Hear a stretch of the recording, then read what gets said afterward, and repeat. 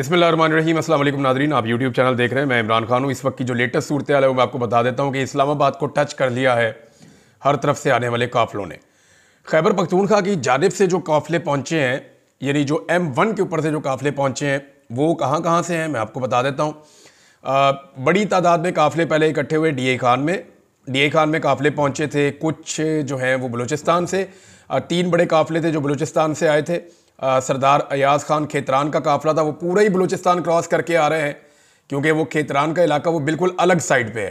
तो वहाँ से वो लोग पहुँचे और उनके लिए एक बड़ा लंबा और कठिन सफ़र था, लेकिन वो पहुँचे। सलार खान पहुँचे, बलूचिस्तान की जो क़यादत है वो लोग पहुँचे, ये DI खान में आ गए।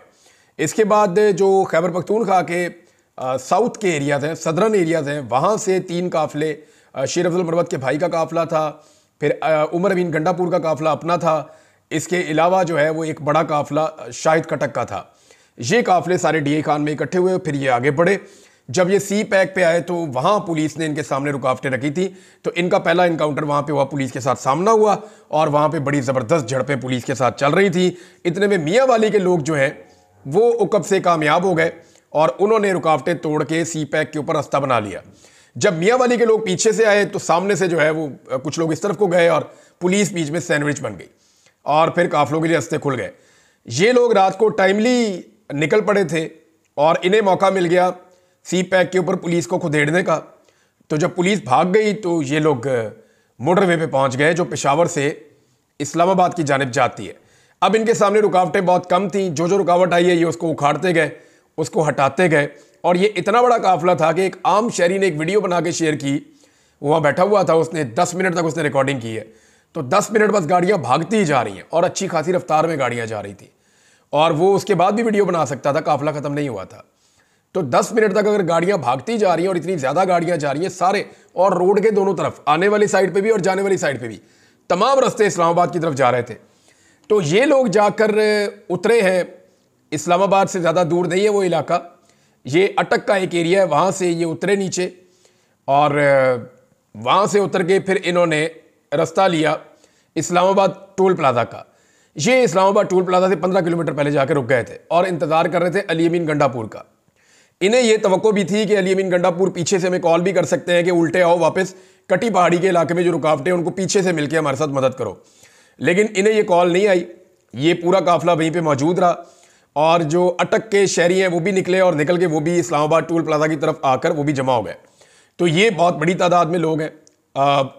खावर बुखारी साहब हैं अटक के, और बहुत सारे लोग हैं अटक के, कुछ MPs हैं जो अटक से इलेक्शन जीते हैं, वो लोग भी हैं।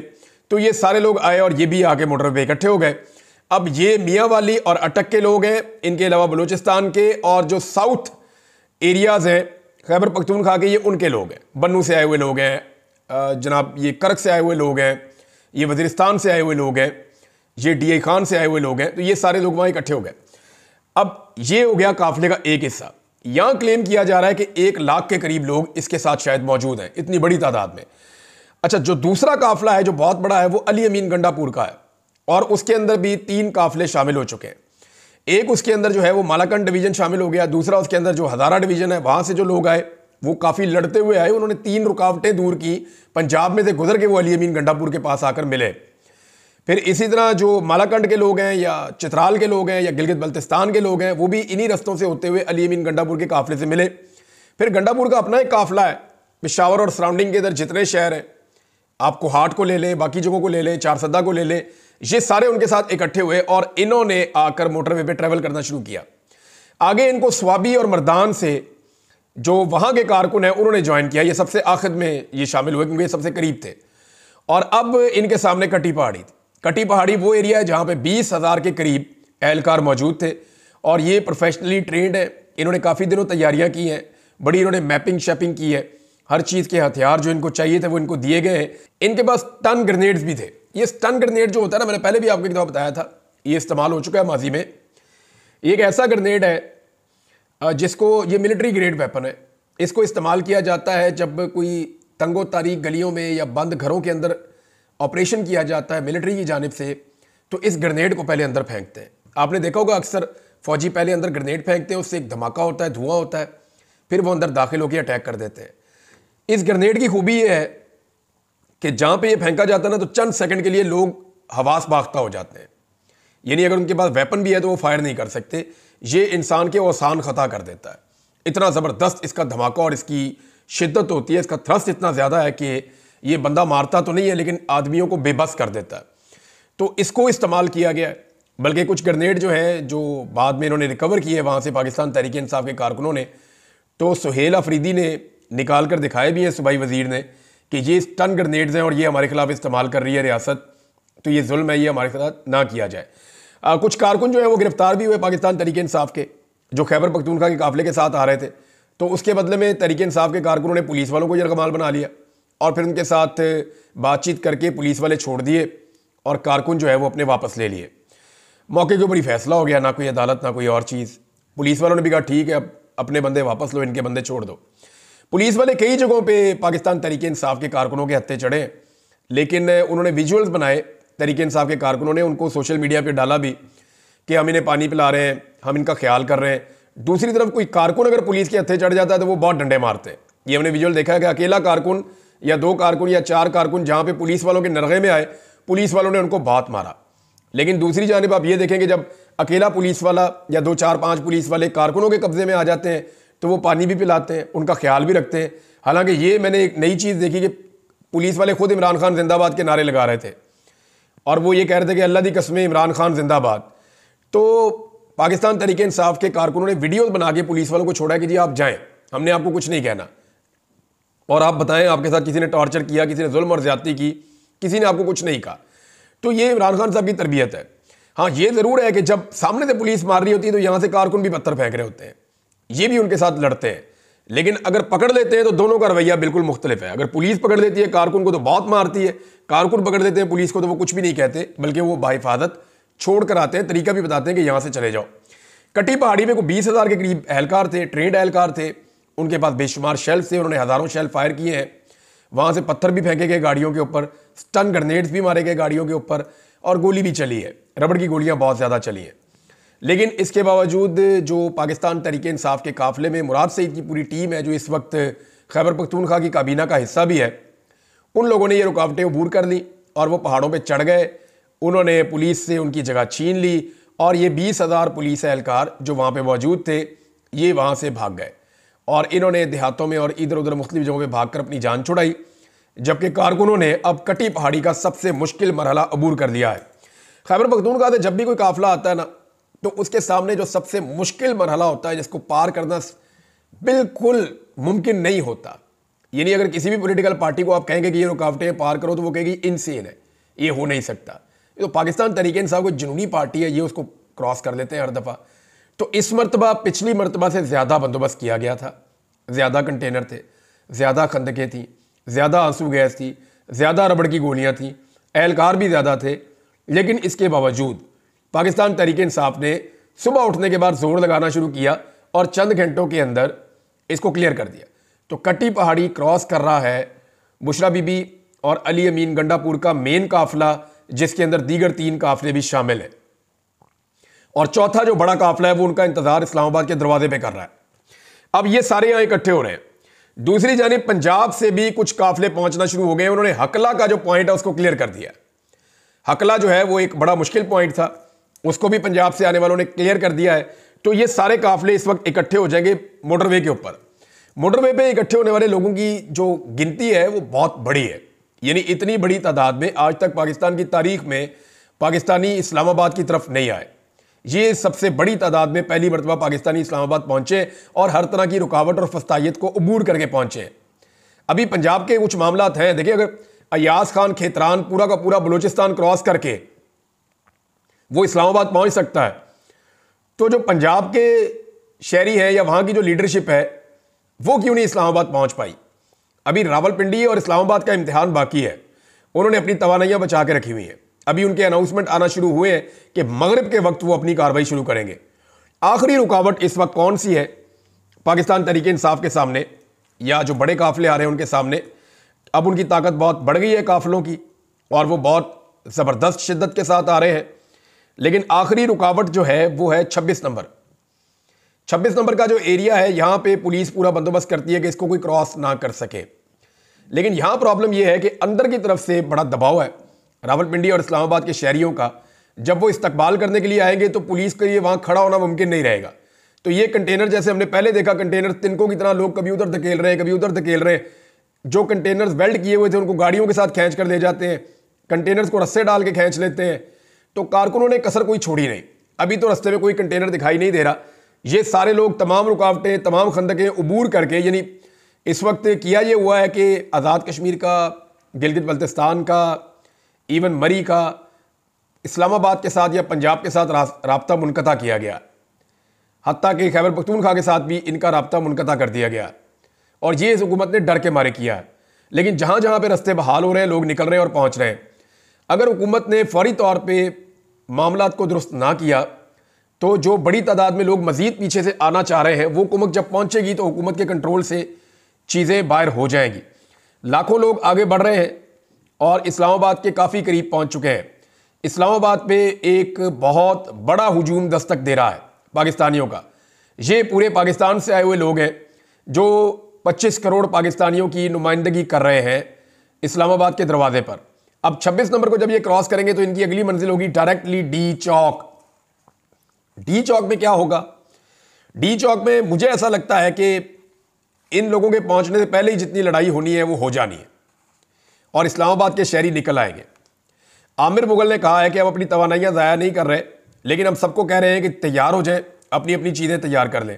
इमरान खान साहब से एक मुलाकात भी हुई है। देखिए, इमरान खान साहब को जेल में एक पैगाम भिजवाया गया और वो पैगाम लेकर बैरिस्टर गौर गए। इमरान खान साहब ने उस पैगाम के ऊपर ओके नहीं किया। देखिए, इमरान खान साहब को इससे पहले ऑफर थी कि आपको बनी गाला शिफ्ट कर देते हैं, आप हाउस अरेस्ट हो जाएं, चीज़ें चंद दिनों में बेहतर हो जाएंगी, आप इसको कॉल ऑफ कर दें। आज फिर इमरान खान साहब को कहा गया कि आपकी कुछ और बातें भी मान लेते हैं, किसी एक बात के ऊपर आ जाएं, आप इसको कॉल ऑफ कर दें। बल्कि ये भी कहा गया कि आपको खैबर पख्तूनख्वा भेज देते हैं, आप वहाँ चले जाएं, लेकिन इस वक्त इस एहतजाज को कॉल ऑफ कर दें। तो इमरान खान साहब ने कहा नहीं, पहले डी चौक पहुँचो फिर फैसला करते हैं। तो उन्होंने अपने कारकुनों को ये कहा कि आपने डी चौक पहुँचना है और इमरान खान साहब की अहलिया बुशरा बीबी अली अमीन के साथ मिलकर लीड कर रही है और वो तकारीर भी उन्होंने की है 2-3 दफ़ा। कारकुनों को उन्होंने पैगाम दिया कि हमने इमरान खान को लेकर वापस आना है। वो सिर्फ मेरा शौहर नहीं है, वो पाकिस्तान का बहुत बड़ा लीडर भी है और हमने उसको लेकर वापस आना है। आपने मेरा साथ देना है। मैं अकेली भी रह गई ना तो वहाँ खड़ी रहूँगी, मैं वहाँ से नहीं हिलूँगी, मैं आखिरी सांस तक वहाँ पर खड़ी होकर मुकाबला करूँगी, मैं अपने शौहर को लेकर आऊँगी। अब बुशरा बीबी तो डट के खड़ी हो गई है, कारकुन भी उनके साथ खड़े हो गए हैं। कारकुनों की हालत यह है कि वो किसी और के ऊपर ट्रस्ट ही नहीं कर रहे, किसी पे भरोसा ही नहीं कर रहे। वो सारे के सारे इस वक्त डी चौक में पहुंच रहे हैं। अच्छा, इस्लामाबाद में जो अनाउंसमेंट की गई है, एक तो इमरान खान साहब ने चिट्टा इनकार कर दिया किसी भी किस्म की डील के, किसी भी किस्म की बात से। इमरान खान साहब के हासाब वैसे बहुत मजबूत हैं, दाद देनी पड़ेगी। इतना प्रेशर डाल के इन हालात में बंदा अपनी बात मनवा लेता है, लेकिन इमरान खान साहब ने कहा नहीं, उधर पहुंचो फिर बात करते हैं। तो पाकिस्तान तहरीक इंसाफ पहुंच रही है। अब पंजाब की क़यादत को यह सोचना पड़ेगा उन्होंने कब निकलना है और कैसे निकलना है और कैसे पहुंचना है। 10-12 काफिले जो निकल पड़े थे, जो रास्ते में आ गए थे, वो लोग तो अपने पहुंचने का बंदोबस्त कर रहे हैं। मैंने आपको उन सबके नाम बताया पिछले वीलॉग में। लेकिन जो लोग रह गए हैं उनको निकलना पड़ेगा, उन्हें पहुंचना पड़ेगा। अभी चकवाल ने निकलना है, तलागंग ने निकलना है, कलर कहाल ने निकलना है, अभी तो चक्री ने निकलना है, जेलम ने निकलना है, मंडी भाउद्दीन ने निकलना है, गुजरात ने निकलना है। ये सारे एरियाज अभी बाकी हैं। इन्होंने निकलकर रावलपिंडी और इस्लामाबाद की तरफ आना है। बहुत बड़े काफिले जो हैं वो जीटी रोड से आएंगे, कुछ काफिले मोटरवे से आएंगे और मोटरवे के ऊपर इस वक्त पाकिस्तान तहरीक इंसाफ के लोग ना सिर्फ M1 पर जो पेशावर से आ रही है, बल्कि M2 पर जो लाहौर से आ रही है, उसके ऊपर भी काफिले मौजूद हैं और ये सारे इस्लामाबाद की जानिब बढ़ रहे हैं। घंटे घंटे बाद जनाब हुकूमत की प्रेस कॉन्फ्रेंस हो रही है, उनकी घबराहट सबके सामने है, हुकूमत बहुत परेशान है और इमरान खान साहब अब ऐसा लगता है कि बाहर आ जाएंगे। उसकी वजह मैं आपको बताता हूँ। कल है जी 26 तारीख। 26 तारीख को इमरान खान साहब के रिमांड की पेशी है, जो रावलपिंडी वाला मुकदमा है। इसमें ऐसा लगता है कि मजीद रिमांड नहीं दिया जाएगा, हो सकता है इमरान खान साहब को जुडिशल कर दिया जाए और अगर जुडिशल कर दिया गया तो अगले दिन इमरान खान साहब की बेल हो जाएगी 27 तारीख को। तो यही एक नया मुकदमा है जिसमें इमरान खान साहब को मज़ायका खेज मुकदमे में अंदर रखा गया है। दूसरा, जो इमरान खान साहब का लाहौर में 8 मुकदमात वाला मामला चल रहा है, वहां पर हुकूमत के पास अब कोई ऐसी वजह नहीं है कि इमरान खान साहब की जमानत ना होने दी जाए। बाकी सारे केसेस में उनकी जमानत हो गई है, तो इन 8 केसेस में भी हो जानी चाहिए। अगर 27 तारीख को इमरान खान साहब को इन 8 केसों में जमानत मिल जाती है और रावलपिंडी वाले एक में मिल जाती है, तो फिर इमरान खान साहब एक आज़ाद शहरी हैं, इसलिए कि इससे पहले के तमाम मुकदमात में इमरान खान साहब या तो बाइज्जत बरी हो चुके हैं, या उनकी सज़ा मुअत्तल हो चुकी है, या इमरान खान साहब जो है उनकी ज़मानत कन्फर्म हो चुकी है। अब इस वक्त 27 तारीख की तरफ सब लोग देख रहे हैं। अगर 26 तारीख को अगर पहुंच जाते हैं सब लोग डी चौक में, तो 26 को जो अदालती कार्रवाइयाँ होंगी और जो 27 को होंगी, उनके नतीजे में बहुत मुमकिन है कि इमरान खान साहब रिहा हो और वो रिहाई के बाद फौरी तौर पे इस्लामाबाद आएँ और डी चौक में खड़े होकर वो अपने लोगों से तकरीर करें और उनसे खिताब करें, और खिताब करने के बाद वो अपने मुतालबात रखें और अगली तारीख देखकर फिलहाल वापस चले जाएं। ये एक सूरत हो सकती है, विन विन सिचुएशन सबके लिए। लेकिन अगर इन लोगों के साथ जोर ज़बरदस्ती की गई तो खुदा न खास्ता कोई सानिया भी हो सकता है। और हुकूमत को इस बात का ख्याल रखना चाहिए कि दूसरे सूबों से पुलिस बुलाई हुई है, वो पुलिस वाले बेचारे बीमार हो रहे हैं, उनको रात को तंबुओं के अंदर सर्दी में सुला दिया, उनको ठंड भी लग रही है, ना उनको खाना पीना अच्छा मिल रहा है, ना उनका कोई ख्याल रख रहा है, उनको सिर्फ डंडे पकड़ाए हुए हैं आपने लोगों को मारने, वो बेचारे अपने घरों से इतनी दूर आए हुए हैं। तो मेरी एक गुजारिश उन पुलिस वालों से है कि आपने अपनी सिक्योरिटी का बहुत ख्याल रखना है। यहाँ पे ऐसे अनासर हैं जो फ़ायदा उठा सकते हैं इस सारी सिचुएशन का, लिहाजा किसी भी दहशतगर्दी से, किसी भी वाक़े से आपने अपने आप को बचाना है। किसी की सियासत या किसी की दहशतगर्दी की आपने भेंट नहीं चढ़ना। जहाँ पे आप सोएं या जहाँ पे आप आराम करें, वहाँ पे आपको अपनी सिक्योरिटी के लिए खुद बंदोबस्त करना है, अपने लोगों को खड़े करना है, एक एक बंदे को चेक करना है और फिर आपने उनको आने देना है। अदरवाइज़ ये एक लैप्स हो जाएगा ना, तो सिक्योरिटी का लैप नहीं होना चाहिए। सिक्योरिटी वालों को चाहिए कि खुद अपना भी ख्याल रखें और अपने साथ जो साथी आए उनका भी ख्याल रखें, क्योंकि इस्लामाबाद इंतज़ामिया तो खुद गर्ज है, हुकूमत को तो आपसे कोई गर्ज नहीं है। वो तो ऐसा लगता है कि उन्होंने पुलिस वालों को बीमार होने के लिए बुलाया और बीमार होने के लिए छोड़ दिया है। इस्लामाबाद और रावलपिंडी की आवाम के लिए एक गुजारिश है, ये लोग लगभग जब पहुंचेंगे तो 2 दिन हो जाएंगे इनको चले हुए, और शदीद लड़ाई के बाद ये लोग पहुंचे हैं आपके पास, और इन्होंने बड़ी तकालीफ बर्दाश्त की हैं, आंसू गैस की शेलिंग खाई है, डंडे खाए हैं, बड़ा जागते रहे हैं, बड़ी देर लड़ते रहे हैं। तो ये लोग बड़ी तकलीफ बर्दाश्त करके आ रहे हैं। तो जो अनाउंसमेंट की गई है वो ये है कि बिस्किट, केक, खाने पीने की अशिया, पानी, जूसेस और जो गर्म कपड़े हैं, कंबल हैं, ये जो मुज़ाहिरीन आ रहे हैं उनको फराहम किए जाएँ और उनको वेलकम किया जाए, ताकि उन्हें लगे कि वो दारुल हुकूमत में आए हैं। दारुल हुकूमत में जो हुकूमत है वो तो पाकिस्तानियों को वेलकम नहीं कर रही, उन्होंने तो इसको एक किले में बना दिया था, कन्वर्ट कर दिया था, जिसके अंदर कोई दाखिल नहीं हो सकता। लेकिन दारुल हुकूमत के लोगों को चाहिए कि वो वेलकम करें। और ये जो DPO है उसको लोग सारा दिन ढूंढ रहे थे। अगर किसी सरकारी अफसर ने यूनिफॉर्म में बैठ के सियासी बयान देखना है ना या देना है, तो वो पहले इस बंदे की शक्ल देखे, गौर से देखे और फिर इबरत हासिल करे जो लोगों ने इसके साथ कर दी है। होना तो ये चाहिए जब हुकूमत तब्दील हो तो इस DPO को एक दिन अटक के पुल पे खड़ा किया जाए और जो भी खैबर पख्तूनख्वा से आई है उसको वेलकम करे। और ये कोई बुरी बात नहीं है, इसने तौहीन की थी लोगों की, लिहाजा इसको उन्हें वेलकम करना चाहिए। DPO कहीं दिखाई नहीं दे रहा, पता चला है उसको टिकटॉक का भी शौक है, अब जितने मर्जी बना ले। अटक की हर दीवार पे उसका नाम लिखा हुआ है। अटक के शहरियों ने हर जगह पे DPO को चैलेंज किया और उसको उसका चैलेंज याद दिलाया, लेकिन DPO कहीं दिखाई नहीं दिया। तो ये एक निशान इबरत है जिसको सारी ब्यूरोक्रेसी हमेशा याद रखे। मैंने आपसे जिक्र किया कि अहमद फराद का बहुत बड़ा रोल है, वो अपनी शायरी के जरिए लोगों को उभारते हैं, उनको लेकर आते हैं, उनके अंदर इनकलाब पैदा करते हैं। इसी तरह इस DPO का भी बहुत बड़ा रोल है कि इसने जो कुछ बोला उसके बाद लोग बहुत गुस्से में थे और वो इसको ढूंढते ढूंढते अटक को क्रॉस कर गए। नाज़रीन, एक हिकमत अमली हुकूमत ने और बनाई है और वो ये है कि अब वो सोशल मीडिया के जो एक्टिविस्ट हैं या सोशल मीडिया के जो जर्नलिस्ट हैं उनको अब गिरफ्तार करेगी। हुकूमत ने हिकमत अमली इसलिए बनाई है कि उनको ये आइडिया हो गया है कि हमने तमाम पाकिस्तान के मीडिया को ब्लॉक कर दिया है। इलेक्ट्रॉनिक मीडिया और अखबारात कुछ नहीं दिखा रहे, कुछ नहीं बता रहे, हकायक सामने नहीं आ रहे, हमारी मर्जी की कवरेज हो रही है। ये सोशल मीडिया के ऊपर जो जर्नलिस्ट हैं ये जो कवरेज कर रहे हैं इसका बहुत बड़ा इंपैक्ट आ रहा है। तो अब फैसला किया गया इनको गिरफ्तार कर दिया जाए। तो जितने भी हमारे सोशल मीडिया के सहाफ़ी ग्राउंड के ऊपर इस वक्त कवरेज कर रहे हैं वो अपना ख्याल रखें, इकट्ठे रहें और कोशिश करें कि जितना ज़्यादा हो सके वो गिरफ्तारी को अवॉइड करें। अगर वो गिरफ्तार खुदा न खास्ता हो जाएंगे, हम उनके लिए भरपूर आवाज़ उठाएंगे, हम उनके लिए वकला भी मुहैया करेंगे, पूरा जोर भी लगाएंगे, सहाफ़ती तंजीमों को भी एक्टिवेट करेंगे। हम जो हमसे बन पड़ेगा हम करेंगे, लेकिन उनसे गुजारिश ये है कि वो ग्राउंड पे तो ज़रूर मौजूद हैं, लेकिन वो गिरफ्तारी से अवॉइड करें और गिरफ्तार होने से ख़ुद को बचाएं। अब तक इतने ही, अपना ख्याल रखिएगा, अपने चैनल का भी। अल्लाह हाफ़िज़।